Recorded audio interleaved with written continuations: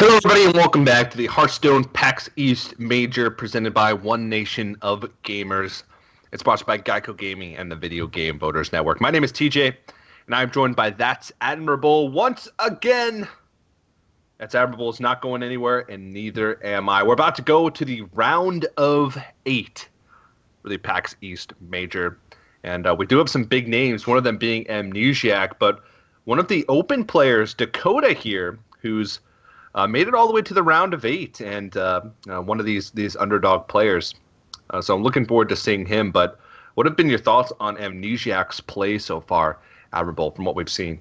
Yeah, really only one single play I think I've seen so far that I've really had some beef with, which is foregoing an execute on a 5/4 Shannon X Ramus. Outside of that, he's had some very tight play, been conservative, but not too conservative, I would say, and looking for the right opportunities to try to turn games back around. I've known Amnesia for quite some time now. He's a very bright young guy who really has good game sense for what Hearthstone's going to bring. Thinks very critically and tries to learn as many lessons as he can from every single situation he encounters. Just a very hardworking player, and continuing to see results from him. Coming off the North American Winters Championship, if he can put together back-to-back major wins, that will be saying a lot about him, because it's very rare you see something like that happen. Yeah, and Duhcodda's had a pretty good run. He notably defeated the Rat, so he took out the Rat earlier on in the tournament, and we'll have to see what's going to happen in this matchup versus Amnesiac. 2 members from Team Archon now, as we said, moving on to the round of 8 with Amnesiac and Orange. So they have to be feeling pretty good. And we're going to move into the first match here in just a few moments, as these players are getting ready to select their decks. And pretty similar lineups. I think both players have the exact same 3 classes. It's a Warlock, Warrior, and Druid for Duhcodda, where it's okay, Mage for Amnesiac. Was it Druid? I thought it was Mage for both. Yeah, both of them have Mage, but I'm pretty sure Duhcodda had a Druid. Okay. Unless I am just crazy, unless I saw it just absolutely wrong. I have seen things before, though. For instance, I have seen lethals that don't exist, and at the same, there's also some things I have not seen. At times I have not seen lethals that do in fact exist. It's been all over the spectrum here. That's what happens when you've been casting for about 17 hours in 2 days, as well as plenty more to go today. Waking up at 6 a.m. 2 straight days. Not used to that one. Yeah, at some points it gets to the point where I will be watching the match and try and actually click on the cards in the player's hands. Duhcodda's actually brought a really interesting looking build here. That is Refreshment Vendor, Mountain Giant, and Void Caller in hand. So it looks like some sort of Reno handlock build from him. We haven't seen this all tournament long, and this is kind of a build that, in the earliest versions of Reno, something that you saw very commonly was just a lot of these cards kind of put together and people figuring out which ones were going on. But this hand, it's looking pretty strong for him, but Amnesia's off to a great start with Pilot Shredder. Not a lot of big utility in his hand, so we'll see how he handles this. But Duhcodda's certainly a bit of an unconventional Reno build for what we've seen so far this weekend. Yeah, a little bit clunky of a hand here, but Mountain Giant is a super strong card, especially to play on turn 4. We'll see if Duhcodda feels like he needs to play the Void Caller in this situation, because he does have Jiraxis in his hand, and Amnesiac doesn't know. And I don't know if Amnesiac's going to feel confident enough, but Twilight Drake, it looks like it's going to be the play. This is going to fight the most healthy of the creatures, and it does fight back on the board. And you can fit in, this is sort of one of those classic handlock situations, where you can fit in a tap plus a Mountain Giant next turn. So if you don't have the coin, a lot of times playing the Twilight Drake first is the right play. It's not a situation that we find ourselves in very often anymore, because Mountain Giant has sort of rotated out. We don't see much traditional handlock anymore. Yeah, still probably just going to end up being a trade here for Amnesia in some fashion or another. There's the first hit. There's and it's going upstairs afterwards. I actually kind of like this play a lot better too, because what this is doing is it's kind of conceding a little bit to Shadow Flame, where you go, you know what, if you got it, you got it, but you still take 5 points of damage. And in the event that there isn't something like Shadow Flame in his hand, Amnesia has a clean kill on this next turn, coupled with the Acolyte of Pain, be able to start refueling and keep pushing damage. And so he's kind of hedging his bets against just going full one way or full the other. This doesn't really accomplish anything as well as his other opportunities would, but the thing about it is it keeps his options open, and so that's what his major concern is right now. Yeah, so Duhcodda did draw into the ooze, but he opts to go for the tap into the Mountain Giant, like we had alluded to in the last turn, instead of getting rid of that Death Bite. He knows that he has AoE, so if Amnesiac did decide to make patrons this turn with the patron plus Inner Rage, he would have a decent way to remove it. So not too afraid. Wants to get that big threat out because Mountain Giant's only going to get more expensive as the game goes on. Yeah, I'm looking at Slam going to be the lead here, and then evaluate the board. Oh, hello. Now he can't fit in Acolyte of Pain if he decides to use Execute. So it looks like he's just going to go for the hit here. And this is going to leave both of these at 1 health. He does have Inner Rages to expend, but how comfortable does he feel expending both? Does he want to protect his Armor Smith? I think just one plus a trade-in is going to be the play here. Yeah, I think I like this a little bit more. I don't think the second Inner Rage is worth the 1/3 Armor Smith on board. His life total really isn't Amnesiac's concern here. It's just about getting consistent damage and making sure you're solidifying your board presence and trying to find a way to keep your card economy high, which he's running a bit low on right now. That's largely in part because he's seen Twilight Drake into Mountain Giant from a Reno Warlock deck, which is going to keep the pressure on your ability to remove all those cards. It's going to make you expend a lot of them. And Duhcodda doesn't really have a shortage here, and he's got the Reno Jackson available. So this is one of those situations where I feel like Amnesiac could really struggle with this game unless he picks up a Battle Rage, like maybe even as needs to next turn if he wants to stay in this one. This is a tough turn for Duhcodda, though. He's pretty low on health. He's actually going to Void Caller pass. Actually not the play that I would have expected.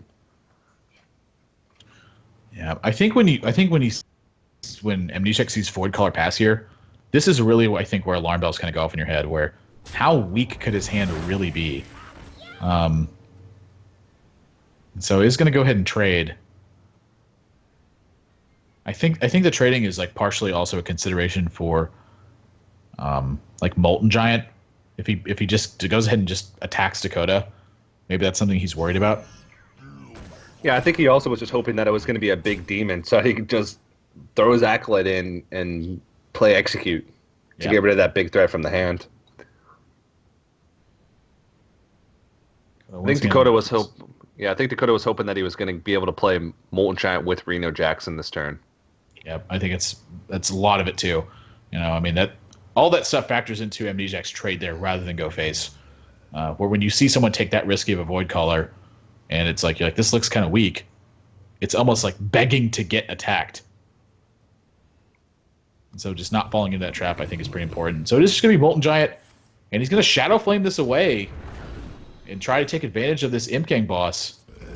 Amnesiac needs some help here. He's lacking cards that have a lot of synergy together. Yeah, this is one of those classic cases where patron cards by themselves just aren't that great. Curious if there's ever an argument for just playing a Grim Patron here. At this point, he's seen Molten Giant. Fire War and then Grim Patron? Yeah, I think this is fine. I don't even mind the Inner Rage here, because the Inner Rage, he just saw Shadow Flame as well, so the likelihood his opponent has another AoE is definitely trimmed down by quite a bit here. It's going to play directly into the Hellfire, but I think that the Inner Rage is definitely better in most cases. And if he plays the Hellfire, he goes down to 9. But he can get back up with Refreshment Vendor.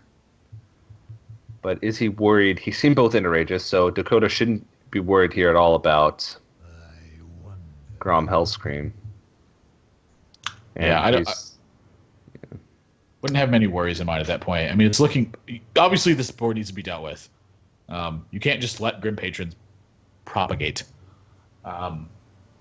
So Hellfire looks like the call, and then like the Refreshment Bitter just feels like it's such an easy follow up. Yeah, He's really taking his time though. I'm liking to see the patience from Duhcodda. I mean, from a lot of the bracket players, something that we've seen is just kind of impatience, and that's affected a lot of players. And here it's going to be Sludge Belcher and Acidic Swamp Ooze. This could open an opportunity for Battle Rage to really be a big impact. but still no Battle Rage and no way to cycle through it. Yeah, And this Amnesiac's actually starting to take some damage too. this might have been a good risk for Duhcodda to take. Actually, if you think about it, he hasn't seen Battle Rage cast from Amnesiac the whole game, and so because of that, Amnesiac might just conclude he might just conclude that if Amnesiac doesn't Battle Rage this turn, that he can Hellfire and clean up the rest of things, like in a spot where Amnesiac maybe Whirlwinds here to make more patrons or just plays too greedily for the board. And that's exactly what's going to happen. I mean, that is a very heavy play to the board. Duhcodda is going to be paid in spades for this play right here, it looks like. Oh, yeah. And the only consideration here is that Duhcodda is taking some damage. And quite a bit at that. I mean, is it 4 now? Hellfire, and now he dies to Grom, though. Yeah. Gosh, I mean, this is tough. He had a lot more cards out of Amnesia, but was that relevant? Did Amnesia just want the damage? I mean, maybe just Reno here instead. Yeah, it looks like he's. Yeah, I think Reno's safer. And he's okay with taking the damage because he knows that Amnesiac's going to be out of resources. Amnesiac actually looks slightly confused. Yeah, no Battle Rage here either. So looking like it's going to be trade, and attack. And Hellfire plus Big Game Hunter will clear up the Frothing Berserker afterwards. Yeah, and that's probably going to be the end for Amnesiac. When you're top decking, you're not wrecking as Patron Warrior. I guess it kind of depends on the top decking. Hellfire and Implosion now even clears this up. Yeah, if he wants to hold on to the Big Game Hunter. You know, I will say though, if he Hellfires and then Implosions, Amnesia could go like Battle Rage into Battle Rage and draw 4 cards and maybe have some way to assemble the right pieces to kill Duhcodda here. Seems unlikely, especially with Refreshment Mender and Anti-Kill buff to follow up, and Mal'Ganis. I mean, it needs to be Battle Rage into Battle Rage, I think. I think it's quite literally the only way this is going to get done.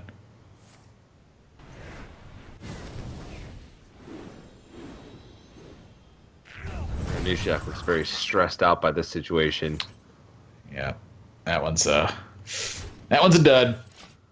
Yeah, that's not a Battle Rage. No, that is a Whirlwind instead. Another Warrior class card you get from the starter set. It's going to be there. Mal'Ganis, and this one's pretty much done like dinner at this point. Amnesiac looks like he's trying to piece together this deck. It looks like it's like just a bunch of different cards, and he can't really quite figure out what is in the build. And so he's trying to think. Right now, he's debating like, is this just worth conceding at this point? I think that's what he's thinking about. Yeah. Maybe he wants to figure out exactly what this deck has in store, or maybe he's trying to figure out if he even has a chance of winning. But he's going to slam one of the 1/1s in hopes of maybe drawing an Execute, but he just doesn't find anything. And he's going to tap out. That means Duhcodda goes up to a 1-game lead in the series against Amnesiac. Not totally unexpected. A lot of times the way that Patron can find a favorable matchup sometimes against this is with the Core Chron Elite builds. So the Core Chron Elite builds can apply a ton of pressure to Reno Jackson decks early on, and then rolling into a turn where they need to play Reno Jackson, you can drop a Frothing Berserker and then have your Whirlwind effects kind of one-shot your opponent when they have to use all of their mana to play Reno Jackson. But Amnesia's running the piloted Shredders, which are going to help him in other Patron matchups rather than just the Core Chron Elites. So yeah, I feel like it's a matchup he's kind of chalked up to being a bad one for his Patron Warrior. Yeah, and it's those sort of slower warlocks have always been classically bad matchups for Patient Warrior. And Duhcodda has Mage Druid left, so you were correct. Not the exact same decks. It's a Druid instead of a Warrior. And we'll have to see. We haven't seen Duhcodda play yet on stream, so we'll have to see what that Mage deck holds in store for us. But does the Rogue ban tell us anything about that Mage deck? I'm not sure it does. To me, I think this Rogue was banned simply because his Reno deck looks like it's a little bit weaker to Rogue than normal, and Rogue is also going to be doing very well versus Druid in a lot of situations. To me, I feel like when he's playing such a heavy control version of the Reno Warlock, like such a big, just like a big minion version, that this is very likely to be Freeze Mage. At least that's sort of my take on it. Darnassus Aspirant in the Druid opening hand. We've been seeing quite a bit of aggro Druid in this tournament lately, but with that big game Hunter, I'm guessing this is just mid-range Druid with Darnassus Aspirant in it. Ooh, and 2 weapons and Piloted Shredder, and a Grim Patron for Amnesiac. That is a fantastic start. I would say so. Getting out early patrons is usually the way that you can defeat Druids in this matchup, and Fiery War Axe, once upon a time, used to be an auto keep against Druid. It sort of fell out of favor for a while because Darnassus Aspirant sort of fell out of favor. But Amnesiac's definitely going to be happy to pick that up to match it. Yeah, Shade Extramus. Fantastic draw, as pretty much always versus Warrior. So a few options in front of Amnesiac. Looks like he's going to go with Frothing Berserker and try to find a big patron turn at some point in this game. Frothing Berserker often requires tension. Even a swing. Cashing in. Getting a little bit of that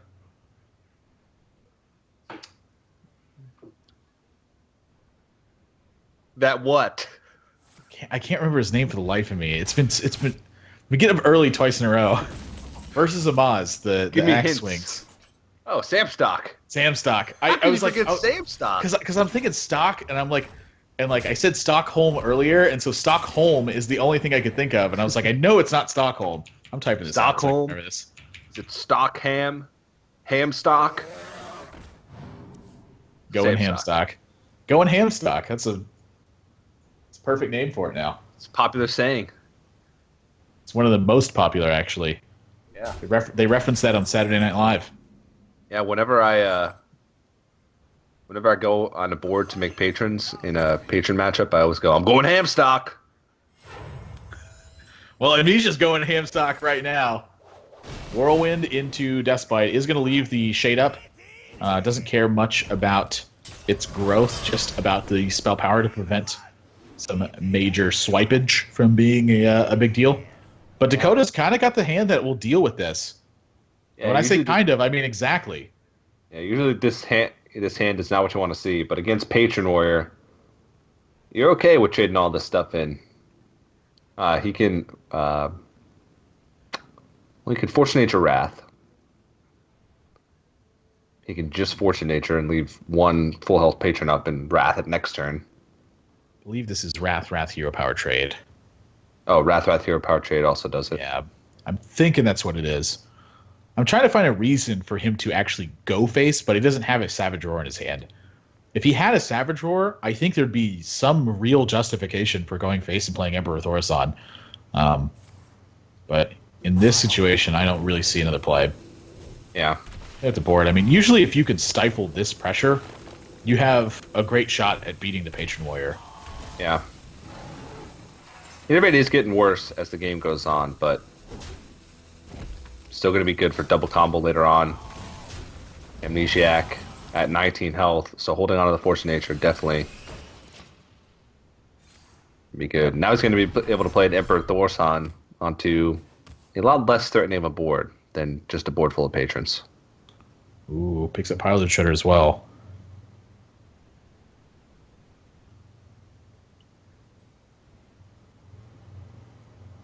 Yeah, Emperor Thaurissan just too powerful to pass up. We'll force action from Amnesiac if he wants to kill it. Just a tiny bit of a discount. Slam's looking good. Yeah, Slam's looking great.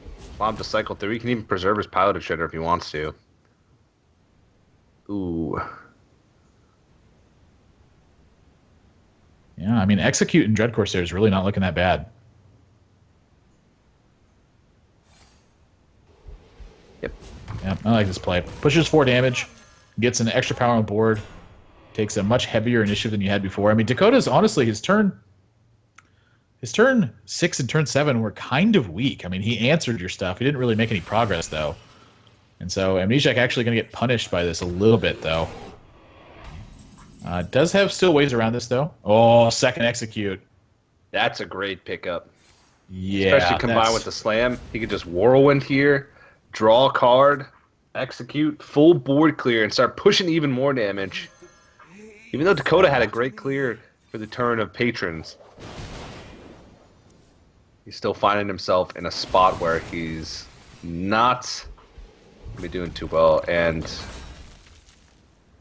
the old Argent Watchman. I think you just go Dome here with the. I think with the Deathbite in hand, you can just totally justify the damage. yeah, Is gonna play defensively though. Amnesiac very known for restricting his opponent's options almost as much as possible. It was very it's like Kalento-esque, like in the really early days, where Kalento always was trading to try to just restrict options as much as he could. You know, when you have a big enough lead, choking out your opponent's options is a very strong win condition. yeah. But you know, I'm a face damage guy for life. I can't help it, TJ. I'm addicted to face. I can't help it. I just have this spasm in my wrist that makes me flick my mouse upwards.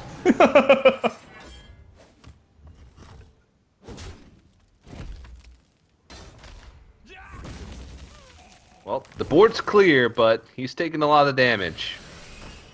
And Piloted Shredder is going to come out, so this one's might come down to the wire. But, you know, Amnesiac, especially with that Sludge Belcher draw, he could Deathbite, Dread Corsair, and Sludge Belcher this turn. And that's going to do wonders in keeping his board position. He can also start pushing damage if he wants. He can hide this Frothing Berserker behind a Dread Corsair. And then next turn, the Whirlwind effect from the Deathbite could make a lot happen with that Frothing Berserker. Looks like he's going to evaluate after he sees what comes out of the Shredder. But it is going to be Mad Scientist, so he is just going to throw out the Belcher and the Dread Corsair.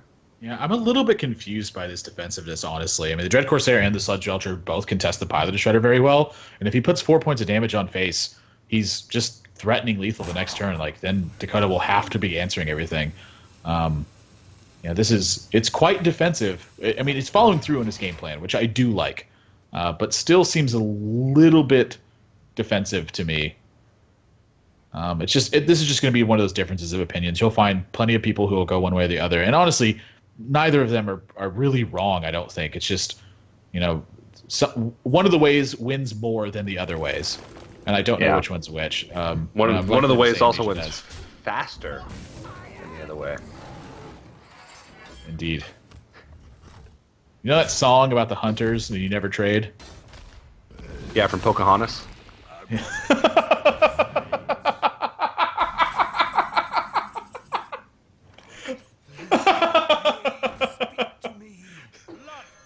Yeah, that one. Yeah, I remember that one. Yeah, it looks like Amnesiac is going to close this one out fairly easily. Yeah, this is a very decisive victory. I mean, you'll see this time to time from in the Druid versus Patron Warrior matchup. The Patron wave is certainly the hard one to deal with, especially if the Patron player could just reload afterwards. Yeah. Duhcodda going to look for some last-ditch effort here. Swipe will buy him a turn. Savage Roar certainly won't, and that's going to be game number 2 going over to Amnesiac.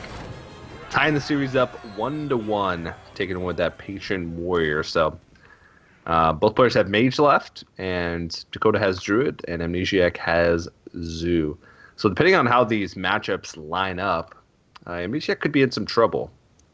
But, you know, it depends what kind of deck that Duhcodda has as that Mage deck. If it's Freeze Mage, then Freeze Mage versus Freeze Mage is, you know, sort of a toss-up. The Zoo Warlock's probably going to match up nicely against the Druid, but the Druid's going to match up nicely against Amnesiac's Freeze Mage.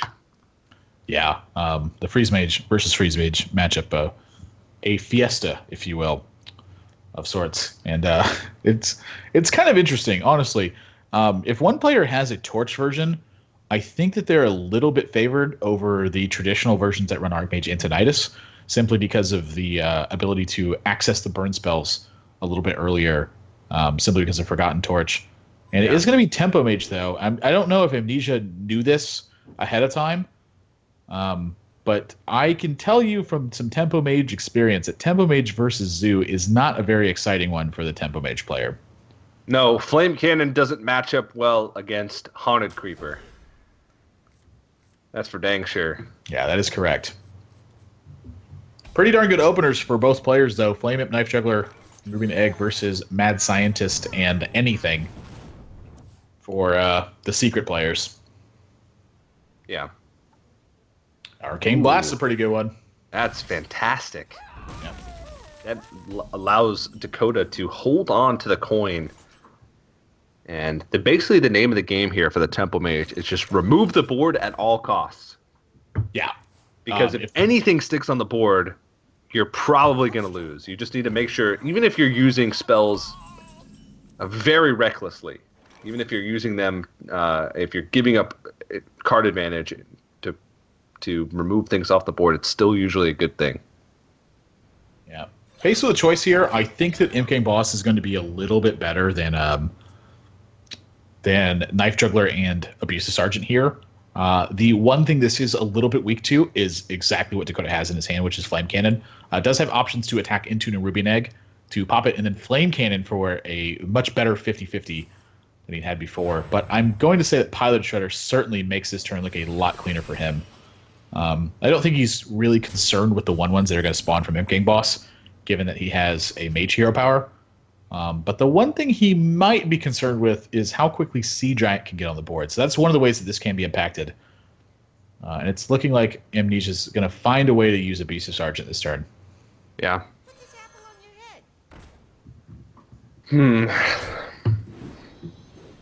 Oh, maybe not. Yeah, he wants to proc Mirror Entity with Nerubian Egg, if he can. Oh, well, it's not Mirror Entity. But this just feels like an almost impossible situation for the Tempo Mage.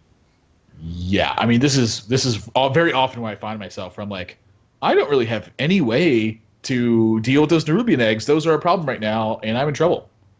What do you do? You Frostbolt the Knife Juggler and ping. Looking like a pretty good play to me. Trade is also fine, I think. Just evaluate. Loot Hoarder ain't bad. Yeah, this is totally fine. Save your Frostbolt for a better situation. You might have to just save it. I don't know. Maybe save your Frost. Yeah. Save your Frostbolt for burn. Like TJ's is that the game plan? Instead. I wonder if Amnesiac's thinking duplicate as secondary here. Yeah. Tempo Mage is it's probably one of my most played classes. It's usually the deck that I use to like climb at the beginning of a season, and I would have conceded last turn. What if you were top 8 of a tournament? Would you have conceded last turn? No. Maybe though.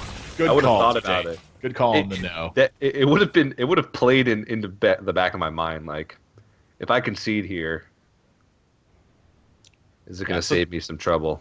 So the 3 common spells that Tempo Mage will run is going to be somewhere around Duplicate, Mirror Entity, and Counterspell. And so now that Amnesiac has checked for both Mirror Entity and Duplicate, he's going to be very aware that this is super likely to be Counterspell at this point.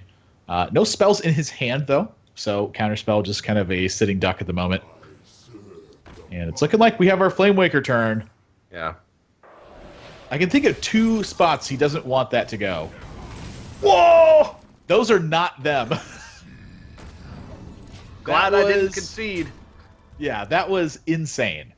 Those were the 2 spots he did want it to go. If he could pick them, that is where Duhcodda's Flame Waker does in fact have the force. Yeah. I got a great idea for a Mage Legendary. A 5-mana 5/5 that lets you choose where your Flame Waker missiles go on the next turn. Great one. Pulls up a crosshair. Yeah, it's like Arcane Shot. Yeah, it's the only legendary in the game where mechanics actually matter, because if you click the board with the crosshair, the missile will just flicker out. What if you only had 1.5 seconds to click? What if the minions just started moving? Hearthstone, Heroes of Warcraft, the newest first-person shooter game.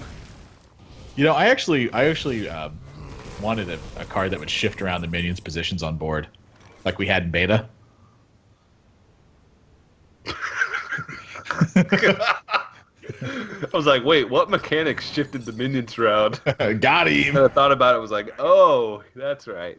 Mirror Entity on Abusive Sergeant. Good news for Amnesiac. Gonna drop Flame Imp here, trade in his Ribbon Egg after he plays this Sea Giant. So 8/8 and 4/4 and a couple other small minions versus Duhcodda's Counterspell and Flame Cannons in hand.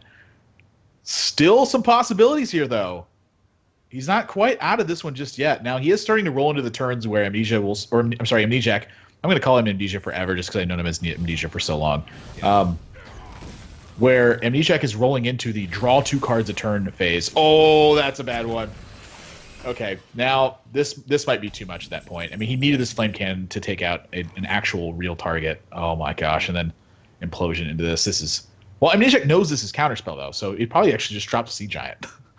Yeah, and sure. Starts attacking. I mean, how is Duhcodda going to deal with it? He's not. He's not. Yeah, Flame Strike will deal with one. Yeah.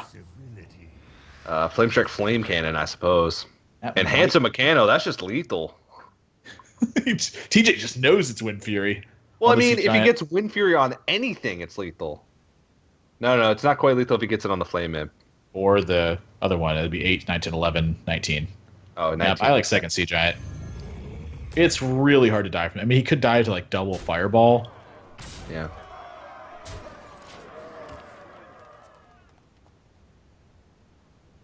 Yeah, Flame Waker is a little... Not going to be enough here. I mean, 16 power worth of Sea Giants is just... Even if he did have that legendary. Then he might be able to win, actually. So, Wouldn't be good.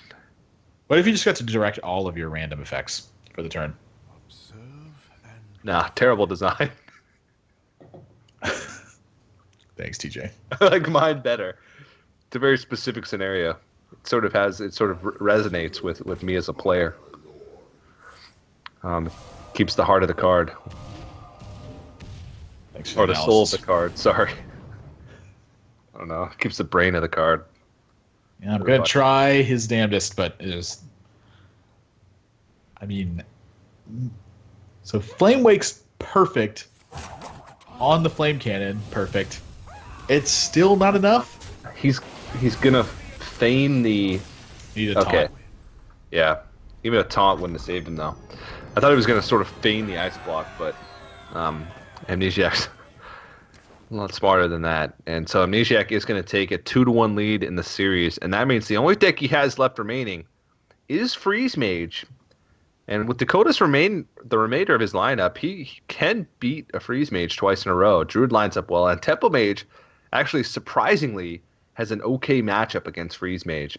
If you get a Flame Waker on the board that sticks, you can have turns, especially since the Freeze Mage is not really playing minions, where you turn Arcane Missiles into 5 damage. You turn Fireballs into 8 damage. You take a lot of those spells. So we'll see if Duhcodda's going to be able to pull it out. And Amnesiac he's got his eyes set on that round of 4. Yeah. All centers around these early starts for the Tempo Mages. If they get off to a good start and keep minions on board, it snowballs out of control. Just the extra burn spells back behind provide too much damage. But if they get disrupted very heavily, it suddenly becomes difficult. So he's just going to take his time, knows that both Sorcerer's Apprentice and Flame Wakers are going to be very dangerous minions just once a cycle at this point, especially since he's picked up Pyroblast and Frost Nova. Hand looking a little bit weak. Not only that, but Duhcodda's also got a copy of Counterspell in his build. which could be really bad news for Amnesiac in a timely situation. Like, say he needs to get off a Blizzard on turn 6. If that Mad Scientist has special counterspell, that could be bad news for him. So might actually just be leaving this Mad Scientist around for a little bit. But that being said, Mirror Entity can be a liability because of the Doomsayers in Amnesiac's deck. Yeah. You get a Mad Scientist that pulls a Mirror Entity. Doomsayer becomes an automatic board clear unless you have a Death Rattle on the board. So, like you said, definitely a liability. And Amnesiac knows the threats against his own deck. He knows that Flame Waker is the biggest threat that Duhcodda can play against Freeze Mage because, like I said, you turn all the spells into just beefier versions. You turn Arcane Missiles into 1 mana, 5 damage that goes through Ice Barrier and just becomes really hard to deal with. Duhcodda also picks up Loatheb, so... Yep. Strictly better than Mind Blast. Mm-hmm. Strictly better. This. I mean, these are the kinds of draws that Tempo Mage really needs to win these games. Is just minion, minion, minion, and then start the assault. Minion, spell, Loatheb. Yeah, I mean, just Loatheb back behind. I mean, I don't even think I've played Tempo Mage with Loatheb. But looking at it in his hand, it looks really devastating. I mean, just even right here, this is scary. Yeah. He's going to go with Azure Drake, though. I think it's a little bit better. So well, I mean, he's going to coin this Arcane Missiles, I imagine. 1 mana, 6 damage. Strictly better than the Arcane Missiles from last turn. Yeah, which was strictly better than Mind Blast. Yeah, both juggles land right on that Mad Scientist. Doesn't really matter because there's so many chances to hit it. That is a lot of damage. Yeah, and now all of a sudden, if Amnesiac spends this turn using Blizzard, a Fireball coming out his face next turn is 9 damage, plus the ping, he would go down to 10. He might feel like he just doesn't have the room. And the thing about Tempo Mage is if they have enough spells with Flamewaker on board, they don't even have to proc the Ice Barrier. And that is going to be the Loatheb. So if Duhcodda picks up like a Frostbolt here, he can pop the block. Ooh, Mirror Entity. So that is Counterspell, right? Since the Mad Scientist died? I think. Yeah, I mean, unless it's a different one from last game, which we do get confirmation is Counterspell. That is horrid news for Amnesiac. I actually don't think he has a way to win this game. Yeah. And even though Duhcodda has a deck that seems to be a little bit better normally against the average Tempo Mage against Freeze Mage, by having Loatheb, by having a Counterspell instead of double Mirror Entity, it is a showcase of why this deck is strong. And Duhcodda is going to be able to pop at 1 and does have ping to keep that damage going. And Amnesiac's just going to tap out, goes ahead and concedes, and Duhcodda brings us to a game number 5.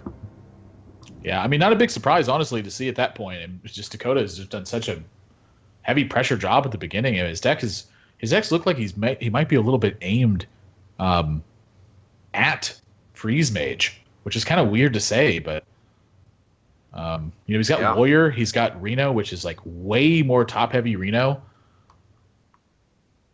It could be, maybe a concern of his. See how his Druid deck is built. Looking like a standard Druid build. Most of them are at this point. The shell has been pretty much defined for since 1945, when the first Archmages settled in the Caribbean. And yeah, the first person to ever play Druid in a competitive environment was actually Orville Redenbacher. Yeah. That's how old the deck is. Yeah. Pretty weak opening hand from him, though. I mean, he's got Innervate, but Azure Drakes are not too good in this matchup. They pretty much just died of Frostbolts. And then the Druid of the Claw, I mean, that's really the bread and butter minion, but Big Game Hunter, not very good in this one. I have found oftentimes I play that as a 4-2. Mm-hmm. Could kill Alex Straza. It looks like Amnesiac, he's trying to find a reason to play this Doomsayer this turn. I just don't think there is one. Yeah, I don't think so either. You play Doomsayer. Duhcodda just wild growth. Oh my gosh. That draw is insane. All right, now I wouldn't be surprised if he plays Doomsayer, because if a Druid hero power passes on turn Oh no, he's 2. Acolyte 100%. Oh man. Not even It was close. actually a play that happened in the Winter Championship where I forgot what the player who it was made a read. It might have even been in the European Championships. It might have been Nyman who ended up winning. He made a read that his opponent was a Druid and had an Innervate play because he kept 2 cards in his opening hand and passed on turn 2. Hero power passed on turn 2. And he Doomsayered on turn 3 off curve and stopped the play. Oh, it was against Nostum. I can't remember who it was, but it was against Nostum. Well, that's definitely not Europe then. Yeah, it's not Europe. It was Americas. Yeah, can kill this Emperor Thorson, which he's pretty much going to be committed to doing. What to do? What to do? Amnesiac's looking a little bit stressed out over there. Yeah, he does get stressed out pretty easily. I remember talking to him. He said he feels like it's normal to get stressed out in these situations. He feels like if you're a competitive enough player, he said you should get stressed out and you should get nervous in important situations like this, because you care so much about winning, and that's just his competitive drive speaking. And Duhcodda's just he's in a pretty good spot. He's drawing cards. He's got a lot of good threats in his hand. I mean, Dr. Boom on turn 6, and Amnesiac's going to have to throw out the Doomsayer here. And I guess he's hoping, he's praying for no Keeper of the Grove. Yeah. Which, it isn't going to be this turn. Wild Growth is still pretty good into this, though. Mm-hmm. He's going to be able to play an Emperor Thorson on an empty board. Yeah, I mean, that's the benefit of this Doomsayer play is that it leads into this. So if Amnesiac picks up a strong card right here, Fireball's pretty decent, but I think ideally would like to have some very significant discounts. But Duhcodda's got his work cut out for him if he wants to respond to this one right. He may even be charging this. Yep. So it's going to be a response. Amnesiac needs to pick up some card draw. And right away. I mean, this hand is slim pickings right now. Oh! Yikes. The thing is, Duhcodda can play the long game here because he knows that Amnesiac just hasn't had the cycle that he's needed. He only got 1 card from his Acolyte of Pain.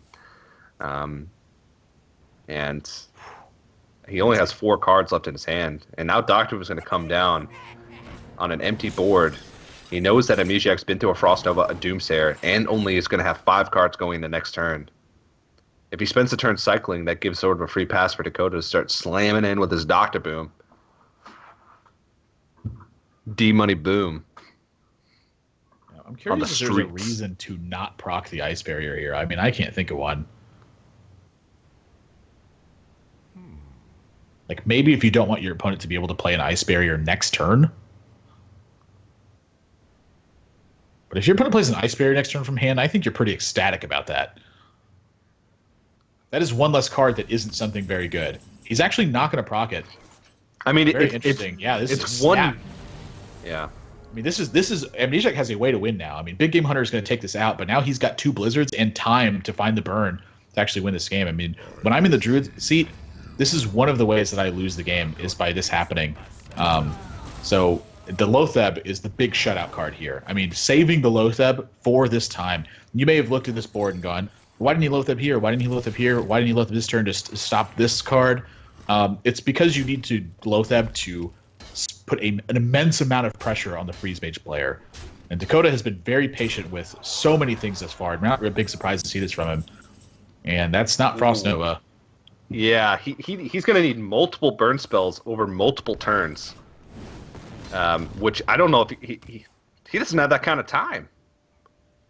Yeah, I mean, I do agree with the Fireball here. I mean, he has to do something to get this going, but Duhcodda is going to pop this block this turn, and it is pretty darn close to lights out afterwards. The fact that Amnesiac had 2 Blizzards instead of any card draw, I think has been his downfall this game, if that's what it comes to.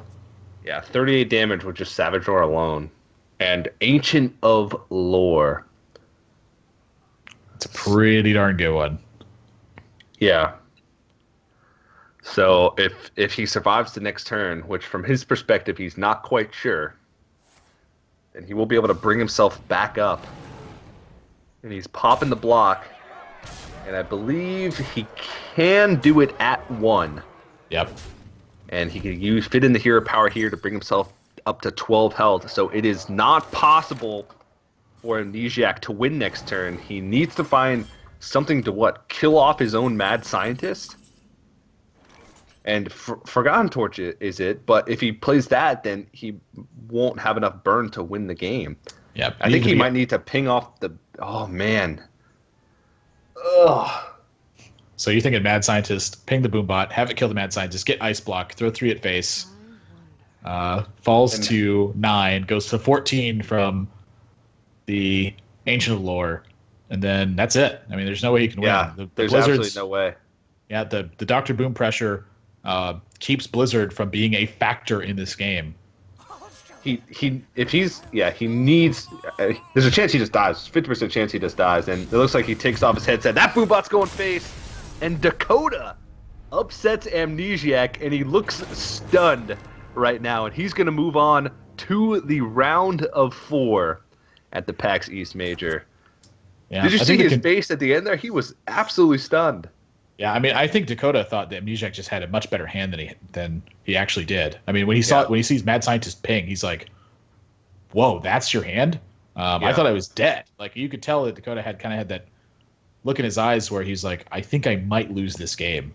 But just 2 Blizzards is that's honestly, I think it's one of the worst cards versus Druid in the Freeze Mage deck. And then the Loatheb was really such a big shutout turn. I mean, that was an opportunity for Amnesiac to Blizzard and maybe stay in the match a little bit, but Duhcodda's builds are just so strong. Loatheb and the Tempo Mage made, I think, a little bit of a difference as well. Just a couple extra ways to lock out the spells, and then moving on. But very tight play from him. The Reno Warlock deck is a little bit strange, but that's not necessarily a bad thing. Yeah, I wouldn't say it is. It's gotten him this far in the tournament. He took out the Rat earlier on. Now he's taking out Amnesiac. So. Definitely deserving of his move up to the round of 4, and got to be an exciting moment for him. Amnesiac, that means unfortunately he has been eliminated. He will go out with a 5th to 8th place finish, which means he'll secure $250 plus 2 Hearthstone Championship Tour points. I believe that will bring him up to close to a total of like 45 Hearthstone Championship Tour points for the spring season, which is absolutely ridiculous.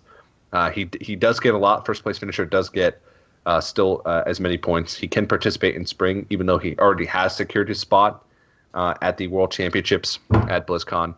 But hopefully we'll see some more of him in the future, because he definitely has a bright future in Hearthstone ahead of him. But next matchup is going to be Super JJ taking on Ultima. Ultima is the player that knocked out Amaz yesterday from the Major, so that should be a great matchup. Keep in mind, guys, still doing the Cyberpower Gamer Extreme 1000 PC giveaway. So make sure during the break you head on over to the website, geico.onog.gg, and sign on up for that giveaway. Also, we're doing we have the Open to come on 4/30, which means April 30th. So in just 6 days is the next Open for the One Nation of Gamers 2016 circuit. If you're a U.S. resident, want to participate in that Open, make sure you sign up. Admirable is got really close. He did make it through one of the Opens pretty far and got pretty close to making it to one of the feature tournaments, but fell just short. That's Admirable. Why don't you talk about your experience a little bit for that Open for some of the players that might be interested in signing up?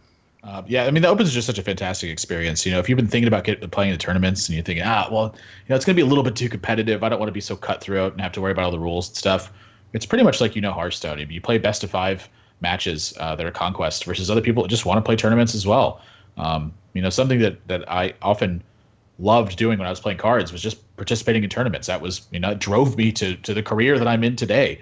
And the fact that ONOG is putting on this series is it's very much that feeling I had when I was young and I wanted to play in as many tournaments as I could. And in addition to that, the prize pools are also they're unmatched by anyone at this point for as far as Open tournaments are concerned. And you can step up into the next tier of tournaments there, which are those feature tournaments, which steps you into the big major that's happening at PAX Prime. So you can move all the way up the chain with just a series of wins that are in there. So if you've been hesitant about competing and needed a reason why, the ONOG series is the reason why. Exactly. Yeah. So once again, that's at the website geico.onog.gg right at the top right of the screen. Or once again, click the banner and it'll bring you to the page where you can sign up. $1,000 prize pool for those opens, which, like you said, is unmatched in any recurring open. If you want to test out your tournament skills in standard, which is coming next week, make sure you go ahead and do that. But we are going to have to go to a quick break before we jump into the next matchup, which is between Super JJ and Ultima. But don't go anywhere, guys. More Hearthstone PAX East Major presented by One Nation of Gamers right after this break.